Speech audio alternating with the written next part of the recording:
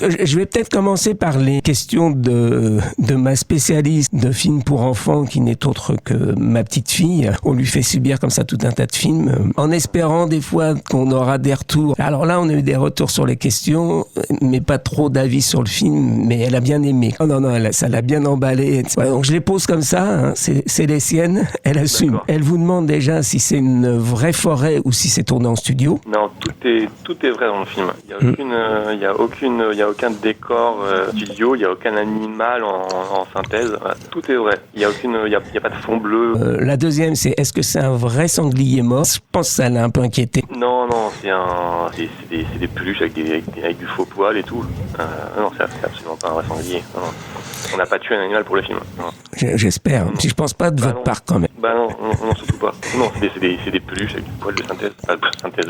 Synthétique, ouais. Et la dernière question, c'est pourquoi la petite fille, elle monte pas dans un arbre quand le sanglier la poursuit. Très logique quand même comme. J'ai le droit à un joker. Oui. Très logique. Elle aurait pu. Il y avait pas d'arbre pour grimper dedans, surtout là où on était. C'était des arbres assez petits dans mes souvenirs. Et puis effectivement, non, mais elle aurait pu. Mais après, ça c'est une question de scénario. C'est-à-dire qu'à partir du moment où elle grimpe dans un arbre, elle a pu.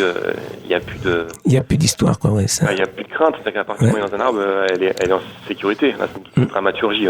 Mais oui, c'est une question juste. Elle a raison. Un petit peu son avis, c'est qu'elle, à la fin, elle aurait gardé les 2 chats pour les ramener à Paris. Et oui, mais on décide pas à la place de l'animal. Tout à fait. On va passer à des questions un petit peu plus adultes. C'est une adaptation d'un texte de Maurice Genevoix que vous avez quand même pas mal remanié. Alors, la première question, c'est qu'est-ce qui vous a intéressé dans ce texte? Pourquoi le choix de le remanier presque complètement pour en garder que la trame principale? Ce que j'ai beaucoup aimé, le bouquin il a été écrit dans les années 30, donc ça veut dire refaire un film d'époque, et il y a quelque chose de très...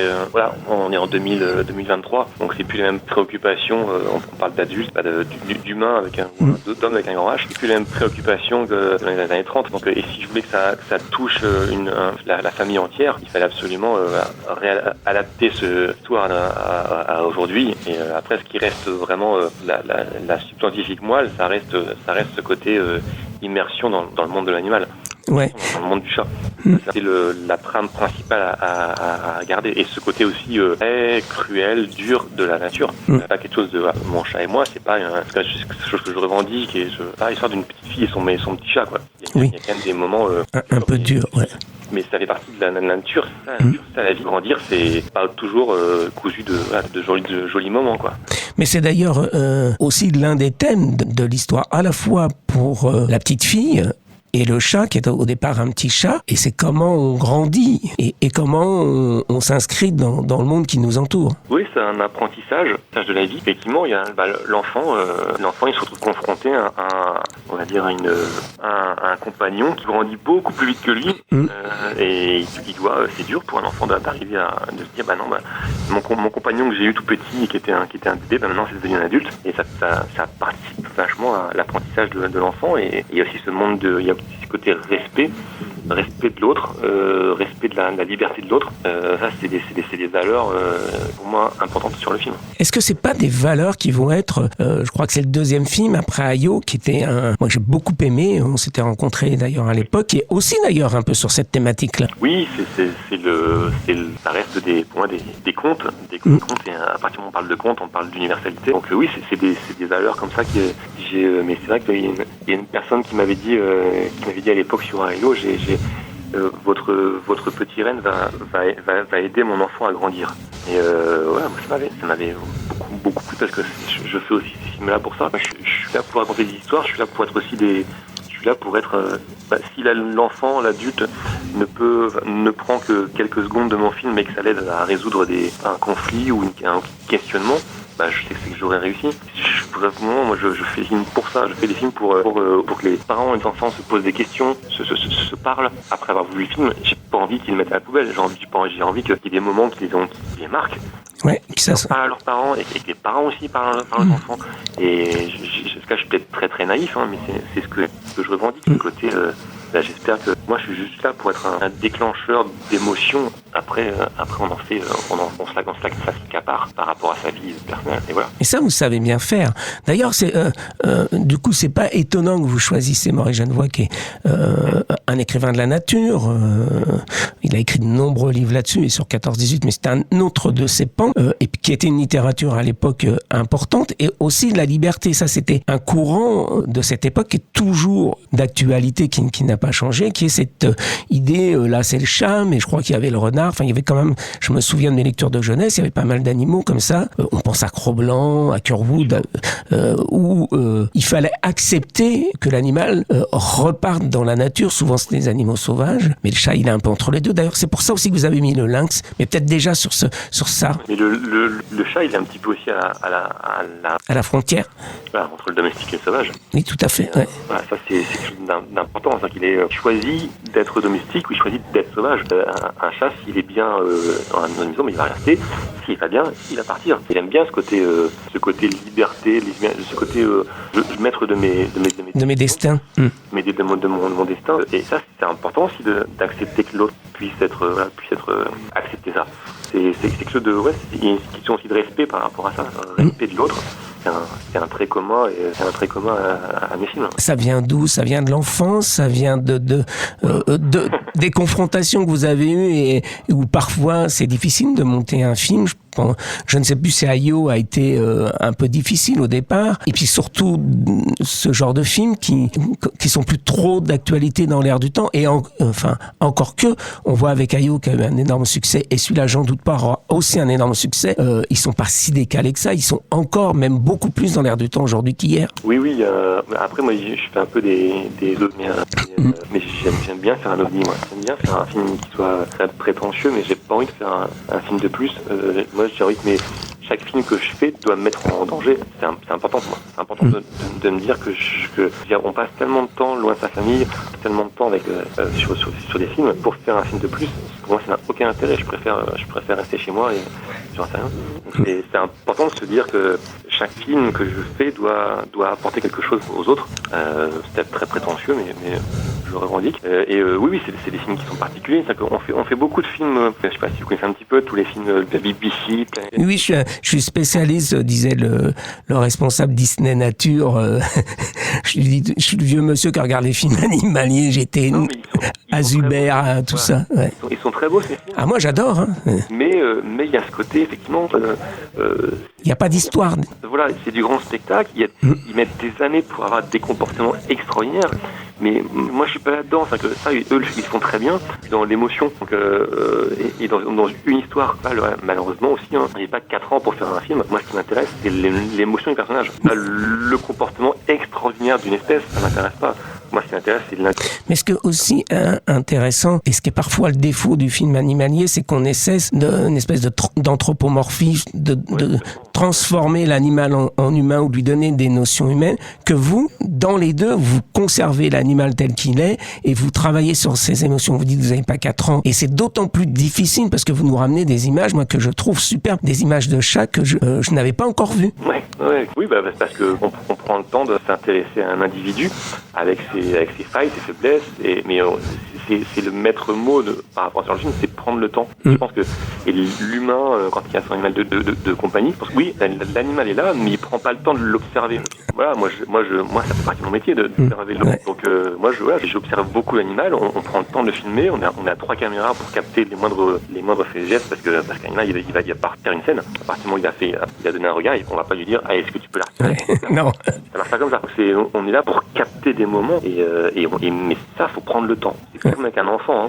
Un enfant, dans les choses, si vous prenez le temps de l'observer, si vous prenez le temps de parler. Mais c'est ce qui vous démarque d'ailleurs des autres, y compris Nicolas Vanier, que j'aime bien. Vous, il y a cette profondeur. Puis vous avez d'excellents comédiens quand même. Je sais pas, je crois qu'il y a eu 3-4 chats pour faire roux, ou d'autres, ou même dans toute cette séquence du début qui est magnifique. Où là, vous saisissez les regards, et des regards qui correspondent à la situation. Ouais, ce qui est pas évident. Hein. Non, c'est une question pareille, c'est une question de temps et d'être là au bon moment, au bon endroit, quoi.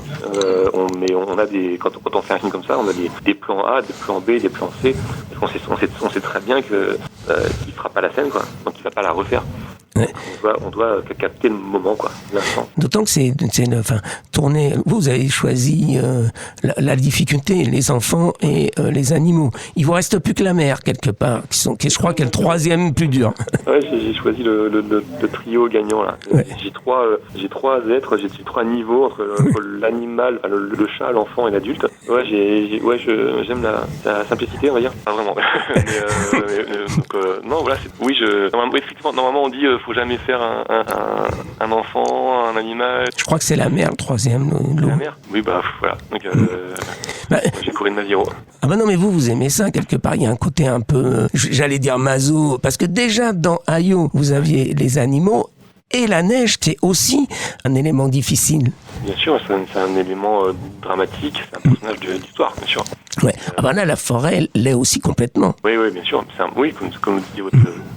Mais d'autant plus d'ailleurs que vous avez choisi une forêt qui a une histoire, qui est celle des Vosges, plus peut-être que celle des Landes ou d'autres endroits qui sont des belles forêts, ou même de Bretagne, Brocéliande, ça aurait pu être celle-là d'ailleurs que j'aime beaucoup, mais celle des Vosges, elle a aussi cette profondeur des origines. Ouais, complètement. Ouais. Ces mousses là sont magnifiques. Ouais. Et comment est-ce qu'à un moment donné, le film va aussi s'écarter de son plan de travail, parce que je pense que c'est un plan de travail pointu, parce que il y a des choses que vous allez découvrir dans cette forêt ailleurs, ou des scènes qui vont être modifiées par les lieux eux-mêmes, même si vous les avez repérés, parce qu'ils changent aussi avec les saisons. Mais on parle des lieux, mais on parle des personnages aussi. Oui, des personnages aussi, bien entendu. Mon plan de travail est en constante évolution. Si l'animal a choisi d'aller à gauche, on va le suivre. Et il y a vraiment ce côté adaptabilité pour l'animal et improvisation pour le comédien. C'est-à-dire que moi, je joue avec ça. Donc je passe mon temps à faire le travail. Enfin, pas moi, mais mon assistante. Elle passe son temps à faire le plan de travail tous les jours. Mais ça fait partie du... Sinon, on reste dans un carcan. On se dit non, je veux ça et pas autre chose. Sauf qu'on parle d'un animal. Donc l'animal, il va pas vous livrer forcément ce que vous avez écrit. On va faire en sorte qu'il tende vers ça. Mais après s'il n'a pas envie, il n'a pas envie. Il n'y a pas contraint. Surtout quand vous avez une actrice comme Corinne. Voilà, on ne contraint pas Corinne Maziero. Mais elle est formidable, là, je trouve. À la fois, elle est en retenue par rapport à son inspecteur, je ne sais plus quoi, Marlowe, ou autrement, et elle est tout en justesse, quoi. Il y a cette rugosité qui était dans le personnage, peut-être, de la bonne de Genevois. Oui, exactement. Non, elle est... mais c'est ce que je voulais. Hein. Moi, je voulais qu'elle arrive. Je voulais arriver à briser cette petite carapace, qu'elle peut se donner. Et c'est... Voilà, quand on a regardé au-delà de l'apparence, Corinne, elle est aussi comme ça. Elle a une hypersensibilité qu'on ne voit pas forcément comme ça. Non. Mais voilà, et ça, c'est ce que je voulais percer chez elle à travers ce personnage de Madeleine. Et montrer que...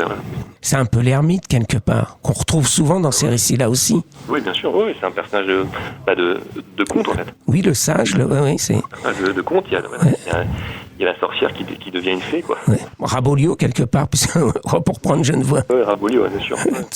Dans les modifications, vous en gardez des bouts, vous mettez ses parents qui se séparent, sont aussi un écho à la séparation. C'est-à-dire qu'à un moment donné, il faut accepter que le chat s'en aille, vive sa vie. Il faut accepter aussi que les parents puissent se séparer. Ce qui est un moment difficile pour les enfants. D'autant que même ma petite fille, c'était le cas, par exemple. Bon, là, ça s'est terminé depuis un bout de temps. Mais il y avait cette séparation. Oui, bien sûr.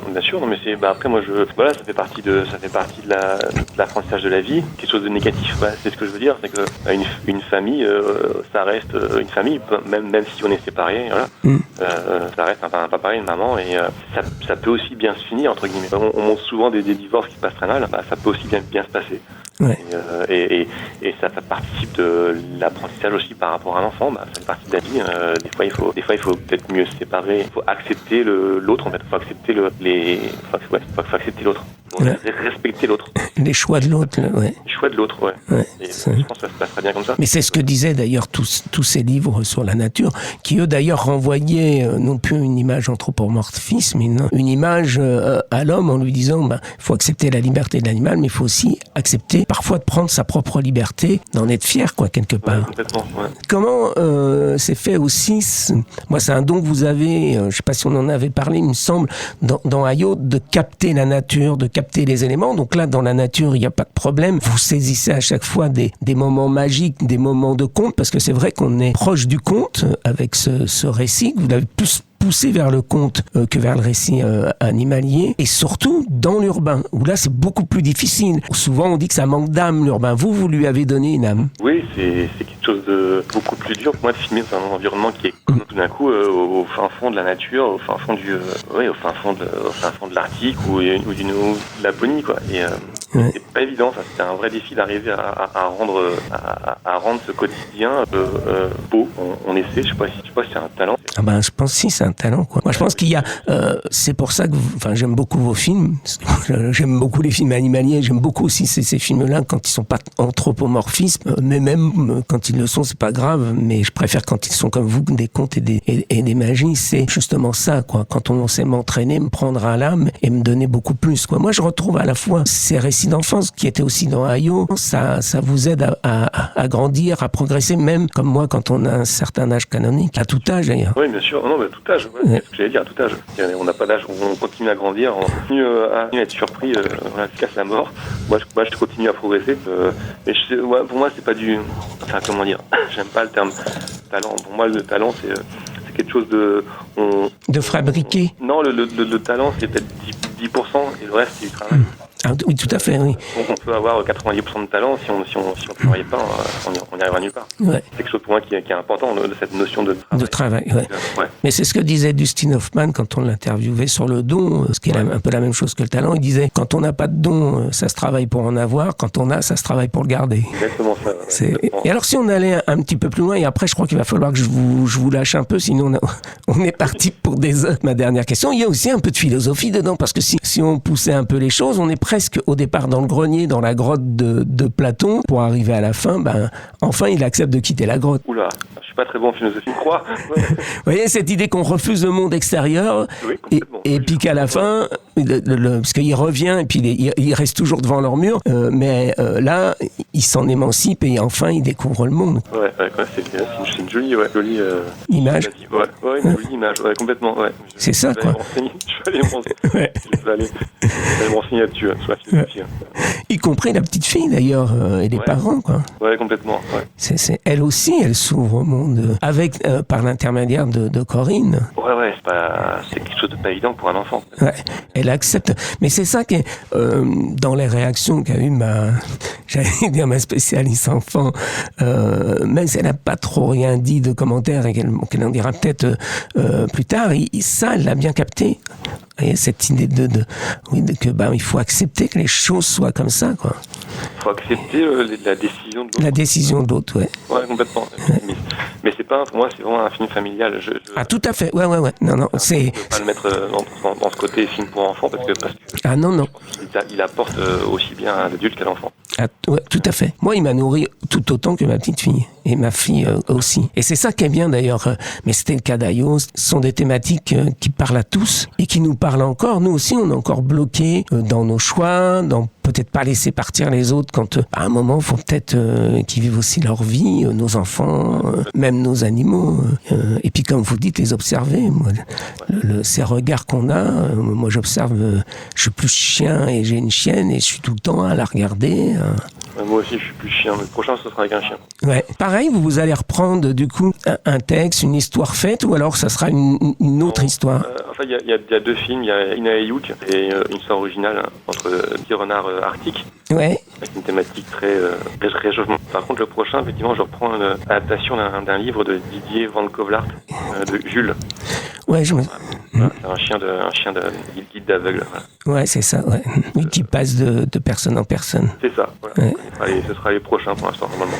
Moi, je vous donne rendez-vous au prochain, qu'on continue à vous suivre parce que moi, j'aime beaucoup ce que vous faites et ça fait plaisir. Du coup, ça me donnait envie, parce que j'ai lu ça quand j'étais jeune, de retourner voir les textes de Maurice Genevoix et d'autres d'ailleurs.